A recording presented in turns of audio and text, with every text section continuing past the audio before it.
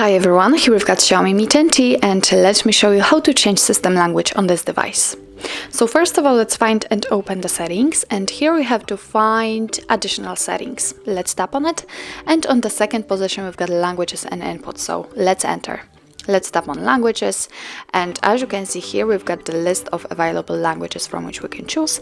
So simply find the language you want to use and tap on it. I will pick, for example, maybe French.